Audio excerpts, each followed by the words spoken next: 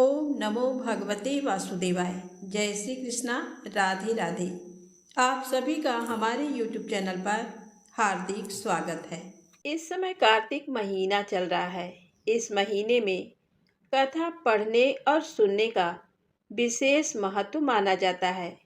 जैसे दीपदान से अंधकार दूर होता है, वैसे ही कथा का श्रवण करने से अज्ञान का अंधकार मिट जाता है और इससे घर में शांति और सकारात्मकता बनी रहती है। कथा के समय कीर्तन और भजन करने से देवता और पितृ दोनों प्रसन्न होते हैं। तो चलिए सुनते हैं सबसे पहले धर्मराज जी की पौराणिक कथा, साथ में सुनेंगे कार्तिक मास महात्म कथा और तुलसी माता की आरती। तो प्रेम से बोलें, लक्ष्मी नारायण भगवान की जय हो, धर्मराज जी की जय हो। धार्मिक मान्यताओं के अनुसार हर व्यक्ति को अपने जीवन काल में धर्मराज जी की कहानी जरूर सुननी चाहिए। कहते हैं इस कहानी को सुनने से बैकुंठ धाम के रास्ते खुल जाते हैं। तो आइए जाने धर्मराज जी की पौराणिक कथा। कथा के अनुसार एक गांव में एक बुढ़िया माई रहती थी। वह खूब व्रत पूजन करती थी। जब उनकी उम्र पूरी हो गई तो उन्हें एक दिन यमदूत उसे लेने आए और वह उनके साथ चल दी। रास्ते में चलते चलते एक गहरी नदी आई तो यमदूत ने उससे पूछा कि माई, तुमने गोदान किया है या नहीं। बुढ़िया माई ने तुरंत पूरी श्रद्धा से गाय माता का ध्यान किया तो गाय उनके समक्ष आ गई। फिर बुढ़िया माई उस गाय की पूंछ पकड़कर नदी आसान से पार कर गई। कुछ देर बाद उसके रास्ते में काले कुत्ते आ गए। तब यमदूत ने कहा कि कुत्तों को खाना दिया था या नहीं। बुढ़िया माई ने फिर कुत्तों का ध्यान किया तो वे रास्ते से चले गए। बुढ़िया माई फिर से आगे बढ़ने लगी। तब उसके रास्ते में कौवे आ गए और उन्होंने उसके सिर में चोंच मारनी शुरू कर दी। तो यमदूत बोले कि किसी ब्राह्मण की बेटी के सिर में तेल लगाया था या नहीं। बुढ़िया माई ने फिर ब्राह्मण की बेटी का ध्यान किया तो कौवे वापस चले गए। कुछ आगे बढ़ने पर बुढ़िया माई के पैर में कांटे चुभने शुरू हो गए। तब यमदूत बोले कि खड़ाओं का दान कभी किया था या नहीं। बुढ़िया माई ने उनका ध्यान किया तो खड़ाऊ उसके पैरों में आ गई। बुढ़िया माई फिर आगे बढ़ी तो फिर चित्रगुप्त जी ने यमराज से कहा कि आप यहाँ किसे लेकर आए हो। तब यमराज जी बोले कि बुढ़िया ने दान पुण्य तो बहुत किए हैं, लेकिन इन्होंने अपने जीवन में धर्मराज जी के लिए कुछ नहीं किया, इसलिए आगे के द्वार इसके लिए बंद हैं। धर्मराज की सारी बातें सुनने के बाद बुढ़िया माई बोली कि आप मुझे सिर्फ 7 दिन के लिए धरती पर वापस भेज दें। मैं पूरी श्रद्धा से धर्मराज जी का व्रत और उद्यापन करके वापस यहाँ लौट आऊंगी। यमराज ने उन्हें धरती पर वापस भेज दिया। बुढ़िया माई अपने गांव आ गई और गांव वालों ने उसे भूतनी समझकर अपने घर के दरवाजे बंद कर दिए। वह जब अपने घर गई तो उसके बहू बेटे ने भी डर के मारे दरवाजे बंद कर दिए। बुढ़िया माई ने कहा कि मैं भूतनी नहीं हूँ, मैं तो धर्मराज जी की आज्ञा से सिर्फ 7 दिन के लिए धरती पर वापस आई हूँ। इन 7 दिनों में मैं धर्मराज जी का व्रत और उद्यापन करूँगी, जिससे मेरे लिए परलोक के रास्ते खुल जाएंगे। बुढ़िया माई की बातें सुनकर बहू बेटे उसके लिए पूजा की सामग्री ले आए, लेकिन जब बुढ़िया माई कहानी कहती तब वह हुंकारा नहीं भरती, जिससे बुढ़िया माई बाद में अपनी पड़ोसन को कहानी सुनाती है और पड़ोसन हुंकारा भरती हैं। इस तरह से 7 दिन धर्मराज जी की विधि विधान से व्रत पूजा और उद्यापन करने के बाद धर्मराज जी बुढ़िया को लेने के लिए विमान भेजते हैं। स्वर्ग से आए विमान को देख उसके बहू बेटों के साथ सारे गांव वाले भी स्वर्ग जाने को तैयार हो गए। बुढ़िया माई ने कहा कि तुम कहाँ तैयार हो रहे हो, मेरी कहानी तो सिर्फ मेरी पड़ोसन ने सुनी है, इसलिए वही मेरे साथ जाएगी।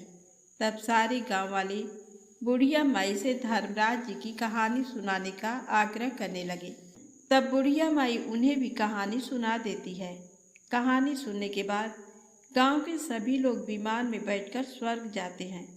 तो धर्मराज जी कहते हैं, मैंने तो विमान केवल बुढ़िया माई को लेने के लिए भेजा था। तब बुढ़िया माई ने कहा कि हे धर्मराज जी, मैंने अपने जीवन में जो भी पुण्य किए हैं उसमें से आधा भाग मैं गांव वालों को देना चाहती हूँ। इस तरह से धर्मराज जी ने ग्रामवासियों को भी स्वर्ग में जाने दिया। हे धर्मराज जी महाराज, जैसे आपने बुढ़िया माई और उसके गांव के सभी लोगों को स्वर्ग में जगह दी, उसी तरह से हमें भी देना।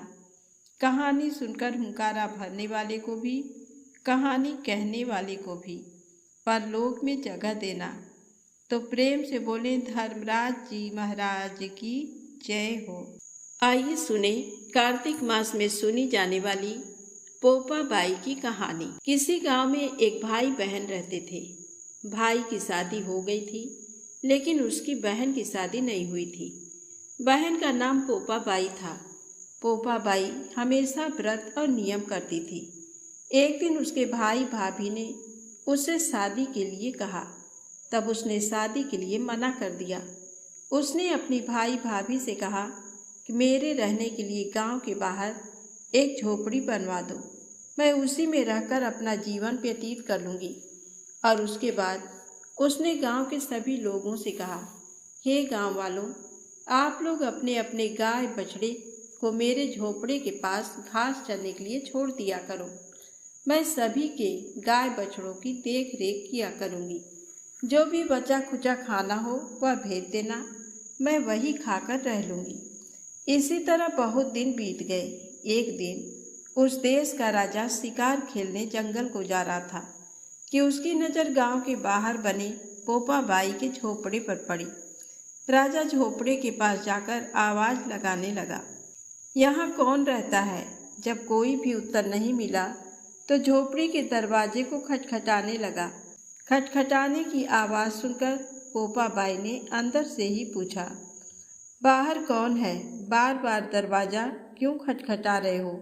क्या काम है? तब राजा ने उत्तर दिया, मैं इस देश का राजा हूँ, मैं तुम्हारे साथ विवाह करना चाहता हूँ।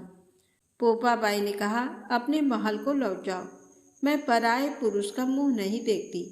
लेकिन राजा ने उसकी बात पर ध्यान नहीं दिया और बलपूर्वक पोपा बाई को उठा अपने घोड़े पर बैठाकर महल की ओर चल पड़ा। पोपा बाई ने राजा को श्राप दिया, हे राजा, तेरा राजपाट सब नष्ट हो जाएगा। महल में पहुंचकर राजा ने अपनी रानियों से सारी बात बताई। पूरी बात सुनकर रानियों ने राजा से अनुरोध किया कि पोपा बाई को सही सलामत उसकी झोपड़ी में छोड़ आए। रानियों के कहे अनुसार राजा पोपा बाई को उसकी झोपड़ी पर छोड़ने चल पड़ा। रास्ते में पाप की नदी आई, जिसमें राजा डूब गया। पोपा बाई मृत्यु के बाद धर्मराज के दरबार में पहुंची। वहां धर्मराज ने उसे स्वर्ग का राज्य दिया। किसी गांव के एक सेठ सेठानी की मृत्यु हुई। वे दोनों मृत्यु लोक से स्वर्ग लोक को आए, लेकिन स्वर्ग का दरवाजा बंद पड़ा था। अतः दोनों ने धर्मराज जी से स्वर्ग का द्वार खोलने के लिए विनती की। तब धर्मराज ने कहा, इस पर पोपा बाई का राज है। सेठ सेठानी ने कहा, हम पोपा बाई को नहीं जानते। तब धर्मराज ने कहा, मैं तुम दोनों को 7 दिन के लिए मृत्यु लोक में भेजता हूँ। वहाँ जाकर 8 खोपरा में राई भरकर 5 कपड़ा ऊपर रखकर कहानी सुनना और उद्यापन करना और इस प्रकार कहना, राज है पोपा बाई का, लेखा लेगी राई राई का। तो प्रेम से बोले पोपा बाई की जय हो। अब आइए सुने कार्तिक मास महात्म कथा। तो प्रेम से बोले लक्ष्मी नारायण भगवान की जय हो। आइए सुने कार्तिक मास महात्म कथा। नारद जी ने कहा, तब इंद्र आदि देवता वहाँ से भयकंपित होकर भागते भागते वैकुंठ में विष्णु जी के पास पहुँचे। देवताओं ने अपनी रक्षा के लिए उनकी स्तुति की। देवताओं की उस दीन वाणी को सुनकर करुणा सागर भगवान विष्णु ने उनसे कहा कि हे देवताओं, तुम भय को त्याग दो, मैं युद्ध में शीघ्र ही जलंधर को देखूंगा। ऐसा कहते ही भगवान गरुड़ पर जा बैठे। तब समुद्र तनया लक्ष्मी जी ने कहा कि हे नाथ, यदि मैं सर्वदा आपकी प्रिया और भक्ता हूँ तो मेरा भाई आपके द्वारा युद्ध में नहीं मारा जाना चाहिए। इस पर विष्णु जी ने कहा, अच्छा, यदि तुम्हारी ऐसी ही प्रीति है तो मैं उसे अपने हाथों से नहीं मारूंगा, परंतु युद्ध में अवश्य जाऊंगा, क्योंकि देवताओं ने मेरी बड़ी स्तुति की है। ऐसा कह भगवान विष्णु युद्ध के उस स्थान में जा पहुँचे जहाँ जलंधर विद्यमान था। जलंधर और विष्णु का घोर युद्ध हुआ। विष्णु के तेज से कंपित देवता सिंहनाद करने लगे।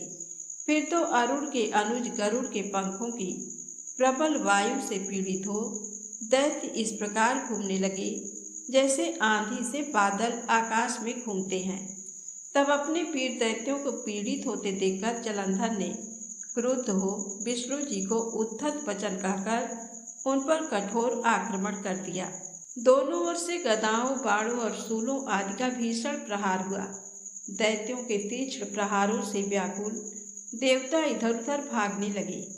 तब देवताओं को इस प्रकार भयभीत हुआ देख गरुड़ पर चढ़े भगवान युद्ध में आगे बढ़े और उन्होंने अपना सारंग नामक धनुष उठाकर बड़े जोर का टंकार किया। त्रिलोकी शाब्दित हो गई। पल मात्र में भगवान ने हजारों दैत्यों के सिरों को काट गिराया। फिर तो विष्णु और जलंधर का महासंग्राम हुआ। आज की कथा यहीं समाप्त होती है। प्रेम से बोलें लक्ष्मी नारायण भगवान की जय हो। आइए सुने तुलसी चालीसा पाठ और आरती। श्री तुलसी महारानी करूं विनय सिर नाय, जो मम हो संकट विकट दीजे मात न साय। नमो नमो तुलसी महारानी, महिमा अमित न जाय बखानी। दियो विष्णु तुमको सन्माना, जग में छायो सुयस महाना। विष्णु प्रिया जय जयति भवानी, तिहूँ लोक की हो सुख खानी। भगवत पूजा करे जो कोई, बिना तुम्हारे सफल न होई। जिन घर तब नहीं होई निवासा, उस घर करहि विष्णु नहीं बासा। करे सदा जो तब नित सुमिरन, तेहि के काज होए सब पूरन। कार्तिक मास महात्म तुम्हारा, ताको जानत सब संसारा। तब पूजन जो करे कुंवारी, पावे सुंदर बर सुकुमारी। करे जो पूजा नित प्रति नारी, सुख संपत्ति से होए सुखारी। वृद्धा नारी करे जो पूजन, मिले भक्ति होवे पुलकित मन। श्रद्धा से पूजे जो कोई, भवनिधि से तर जावे सोई। कथा भागवत यज्ञ करावे, तुम बिन नहीं सफलता पावे। छायो तव प्रताप जग भारी, ध्यावत तुम ही सकल चित धारी। तुम्ही मात यंत्रन तंत्रन में, सकल काज सिद्धि होवे क्षण में। औषधि रूप आप हो माता, सब जग में तव यश विख्याता। देव ऋषि मुनि और तपधारी, करत सदा तव जय जयकारी। वेद पुराणन तव यश गाया, महिमा अगम पार नहीं पाया। नमो नमो जय जय सुख कारणी, नमो नमो जय दुख निवारणी। नमो नमो सुख संपत्ति देनी, नमो नमो अघ काटन झेनी।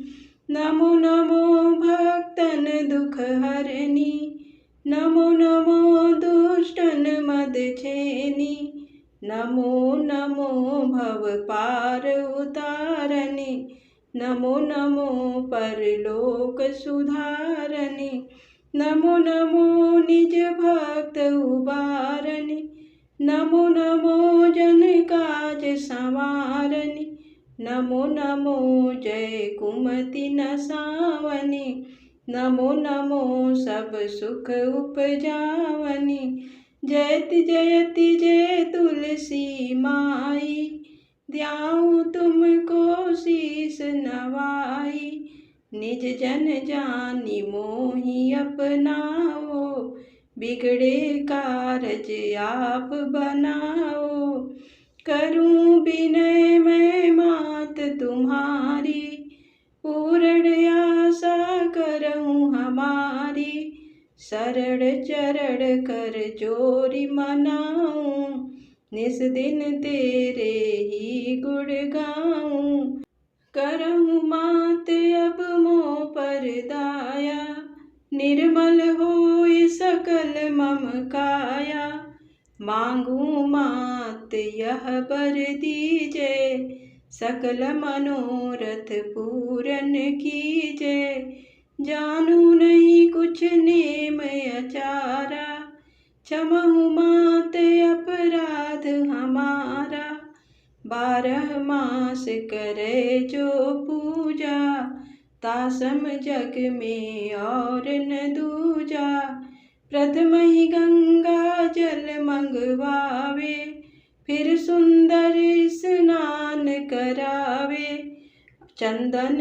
अक्षत पुष्प चढ़ावे, धूप दीप नैवेद्य लगावे, करे आचमन गंगा जल से, ध्यान करे हृदय निर्मल से, पाठ करे फिर चालीसा की, स्तुति करे मात तुलसी की, यह विधि पूजा करे हमेशा, ताकि तन नहीं रहे कलेसा, करे मास कार्तिक का साधन, सोवे नित पवित्र सिद्ध हुई जाई, है ये कथा महा सुखदाई, पढ़ सुने सो भव तर जाई, यह श्री तुलसी चालीसा, पाठ करे जो कोई,